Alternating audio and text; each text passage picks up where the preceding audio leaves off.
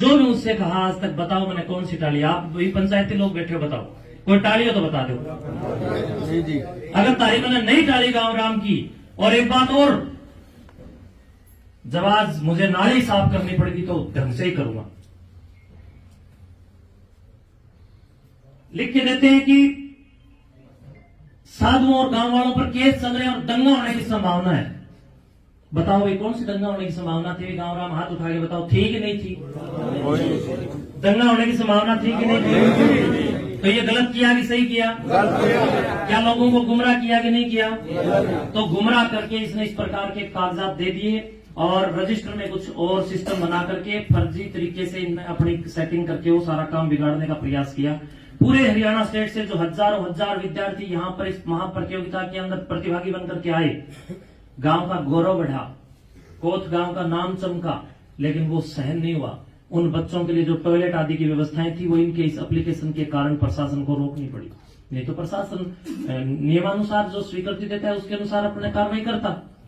उसमें तो बताओ मेरा कहाँ कोई कसूर था? बच्चियां परेशान हुई तो मुझे दर्द हुआ, तो फिर ये दर्द मैंने गांव राम के सामने बता दिया कि गांव राम देखो ये हो रहा है। ये अगर मेरा आप लोग कसूर मानते हो तो एक बार आप कह दो, जो आप गांव राम सजा देगा मैं लेने को तैयार। और आज ऑन कैमरा इस बात को कह रहा हूं, मुझे कोई भी कभी सताएगा मैं अब की बार भी स्टेज पर ही बोलूंगा खुलेआम। कब तक इन लोगों के पाप छुपाऊंगा? मैं खुद गुंडा हो गया इनके पाप छुपा छुपा करके। कितने इल्जाम इन लोगों ने खड़े कर दिए। कोई भी बहन बेटी अगर मेरे सामने आ गई ये कह देगी ना मठ की समाधि पर खड़ी होगी कि महंत जी ने मेरे को गलत देखा, सिर्फ इतना ही बोल दे अपने आप को दादा काला पीर के सामने, जो गांव राम कहेगा वो सजा मैं खुद अपने आप को दूंगा। नशेड़ियों को अधिकार नहीं है कि वो मेरे गिरेबान तक आए, और ना दूंगा जब तक आप लोग मेरे साथ हैं। दूसरी बात, बंधुओं, लाइब्रेरी बनाना कोई गलत है? क्या किसी शिक्षण संस्थान के लिए विचारधारा करके पूरे के पूरे सिस्टम को तैयार करके मेरा ये काम करना कि आज मैं स्टेडियम पूर्ति करूं? आप लोगों ने कहा था किसी गांव को स्टेडियम की जरूरत है, कहा कि नहीं? और आप लोगों ने उसके अंदर शुरुआत के अंदर वहां स्टेडियम में ये भी कहा कि आप शुरू करो, सहयोग हम करेंगे। फिर भी हम लोगों ने आप लोगों के सहयोग से वो शुरू किया। गांव के 8-10 लाख रुपए मेरे पास उस स्टेडियम में आए, बाकी का लाखों रुपया जितना लगा वो मठ का लगा। चल रहा है, गांव वाले थोड़ा थोड़ा अपने आप भी, कोई ईंट भेज रहा है, कोई सीमेंट दे रहा है, इस प्रकार का सहयोग भी हो रहा है। तो हमने विचार किया कि स्टेडियम का काम पूरा होने के बाद हम एक बहुत अच्छा ऐसा संस्थान यहाँ पर बनाए जिसमें गरीब परिवारों के बच्चे यहाँ पर निःशुल्क पढ़ें और उत्तम क्वालिटी की शिक्षा हम दें। बताओ क्या ये गलत था मेरा सोचना? इन लोगों को किसी व्यक्ति ने ये सूचना दे दी कि महंत जी तो कार्रवाई कर रहे हैं यहाँ पर एक बड़ा शिक्षण संस्थान लाने के लिए, दे दी होगी भी रात दिन ये सेटिंग बाज तो है, सेटिंग रखते हैं, किसी ने बता दिया होगा, एक दो कोई न कोई इनके भी संपर्क में होगा। अब दर्द हो गया कि भी महंत जी अगर ऐसा काम करेंगे तो तुम्हारा खाना खत्म, चारों खाने चिट। तो इसलिए आपके आने वाले बच्चों के भविष्य को खराब करने के लिए सारा वितंडा किया है। सुकराईनाथ तो पहले भी यहाँ था, अगर इतना गलत था तो पिछले 8 साल से प्रोग्राम हो रहे हैं, पहले क्यों नहीं विरोध किया इन लोगों ने? क्यों नहीं विरोध किया? अब ये हो रहा है कि यहाँ शिक्षण संस्थान बनने जा रहे हैं, यहाँ पर बहुत बड़ी हरियाणा की नंबर 1 लाइब्रेरी, हाईटेक लाइब्रेरी बनने जा रही है, ये इनको पता चल गया। तो इसलिए ये लोग ये सारा वितंडा खड़ा कर रहे हैं। मैंने इनका कुछ नहीं बिगाड़ा है, लेकिन ये लोग मठ की संपत्ति पर गिद्ध नजर डाल करके बैठे हैं। और प्रिय बंधुओं, जितने भी आप लोग मुझे अभी लाइव के माध्यम से देख रहे हैं, मेरा गांव राम बैठा है, पूछो गांव राम से। कुछ ऐसे लोग हैं जिन्होंने पहले अपने रिश्तेदारों के अंदर किसी भी प्रकार से जाकर के उनकी जमीन को खुर्द-बुर्द करने और बेचने का काम किया, और उसके बाद खुद की भी जमीनें बेच दी, और उसके बाद रुका नहीं गया, फिर गांव में भी उन्होंने 1-2 किले के अंदर गड़बड़ की, और अब वो मठ की जमीन की ओर गड़बड़ करने का विचार कर रहे हैं। चारों ओर से ये वितंडा, भूमाफिया, नशा माफिया और शराब और स्मैक के बढ़ोतरी के माध्यम से समाज को लूटने वाली मानसिकता का है। ये लड़ाई किताब और शराब के बीच की है। अब आप सुन लो, शराब चाहिए तो जो वो कहें वो कर लो, और किताब चाहिए यानी आने वाली पीढ़ी को मोटिवेट समय समय पर करना, नशे से बचाना, अच्छी शिक्षाओं की ओर प्रेरित करना चाहिए, तो आप लोग, सुकराईनाथ आपकी सेवा में तैयार है। बाकी जो आपको, अब आप लोग गांव वाले बताओ मुझे क्या करना है, जैसे आप कहोगे मैं वही करूंगा। शुभकामनाएं। मैं सभी दर्शकों से भी क्षमा प्रार्थी हूँ, लेकिन आज क्या करूं, जब चरित्र पर कोई बात उठती है तब समाज के सामने व्यक्ति को बताना बोलना चाहिए।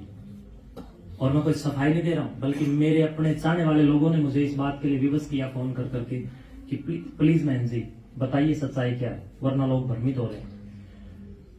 तो मेरा जज समाधि वाला है, तो हमने सब ने मेरे को जब चुना था तो समाधि का आगे ले जा करके खड़ा किया था, और आप सब ने हाथ उठा करके इस बात के लिए कहा था कि महाराज जी जान लगा देंगे आपके साथ। कहा था उस दिन मैंने एक वचन दिया था कि आपकी पगड़ी नहीं झुकने दूंगा, कही थी। आज तक आपकी पगड़ी झुके मैंने ऐसा कोई काम नहीं किया। और गर्व के साथ कहता हूं, जो 2 कोटी के लोग मेरे ऊपर इल्जाम लगा रहे हैं, नशेड़ी ऊत, वो दादा काला पीर की समाधि पर आकर के एक आटे से दीपक बनाए, आटे का दीपक बना करके, और उसके अंदर घी या तेल जो भी अपनी श्रद्धा अनुसार भरते हैं वो भरे, गांव राम को इकट्ठा करें, और जो मेरे ऊपर आरोप लगाए उनके सबूत उनके पास हैं, तो वहां दीपक लगाकर दादा काला पीर में मेरा इल्जाम लगा दें। उसका रिजल्ट फिर बहुत जल्दी ही मिल जाता है, ये तो मुझे कहने की जरूरत नहीं। तो इसके या फिर मेरे से लगवा लीजिए, मेरा रिजल्ट भी मिल जाएगा। तो हमारा जज हमारे समाधि में है। मैं उनके सामने खड़ा होकर कह रहा हूं कि मेरी तरफ से 100 हाथ की सोड में सोना, आप जितने भी मुझे चाहने वाले, जितने हरियाणा स्टेट मुझे भी देख पा रहा है, आप सबको भी कह रहा हूं, ये सारे की सारी खलबली धोले मुस्सों को है, ये सारी की सारी खलबली राजनीतिक रोटी सेकने वालों को है, ये सारी की सारी खलबली उन लोगों को है जिनको मठ संपत्ति नहीं दे रहा है, जिन लोगों के कभी मठ के अंदर 5 उंगली घी में रही और आज उनकी 1 उंगली भी, मैं समझता हूं कि घी तो छोड़ो, लस्सी की फुई में भी नहीं मिलती, तो उन लोगों को तकलीफ होती है। दूसरी बात ये, कुछ ऐसे लोग इनके साथ शामिल है, आज मैं बता देता हूं। पूज्य गुरुदेव जी को कैंसर हो गया, भाई हो सकता है बीमारी, खाना पीना किसी प्रकार से, urea ammonia phosphate nitrate zinc sulphur हो गया है, तो गुरुदेव मजबूर हो गए। उस दौरान कुछ इनके ही परिवार के लोग मठ की जमीन को ठेके पे लेते थे, और मठ की जमीन को ठेके पर कैसे लेते थे, गुरुजी से ले ली मान लो 15,000 रुपए एकड़, क्योंकि पानी की कमी वाले किले भी अपने हैं, और आगे ले जाकर के उनको 25,000 रुपए एकड़ में देकर के बीच में कमीशन खोरी करने वाले लोग थे। अब उन लोगों को सुधारेगा, कैसे बचेगा, कैसे बचेगा? जिनके आटे वाले पिप्पे के अंदर अब चूहे कूद रहे हैं, वो लोग, उनका 2-4 कीड़े हैं ऐसे, और वो आटे वाले पिप्पे के अंदर जब चूहे कूद रहे हैं तो दर्द तो होगा। तो इसलिए आप लोग जरा विचार कीजिए, और आप सारे बहुत समझदार हैं, गांव के अंदर नशा कौन बड़े स्तर पर फैला रहा है, विचार कीजिए। आप गांव राम उठ करके बोलिए, आप लोग एक एक व्यक्ति जो भी कहना चाहिए। जो महंत सुखराई नाथ जी यहाँ बैठे हैं, जो भी इसको बात कही है सारी सही बात है। इस पर जमा बेफजूल के इल्जाम लगाए जा रहे हैं, बहुत बढ़िया काम करे हैं, नशे के खिलाफ हैं और शिक्षा में समित हैं, और सारे गांव महंत सुखराई नाथ जी के साथ में है। भाई महंत जी ये काम ऐसे करते रहियो और महाराज योग आपके साथ में रहेगा, और किसी से घबराने की कोई बात नहीं। ये तो न्यूज़ चलती रहा कर है, जितने भी साधु यहाँ बैठे हैं सभी का न्यूज़ इल्जाम लगे, न्यूज़ होते जाते रहा कर हैं। बस मैं तो इन्हीं बातों के साथ अपना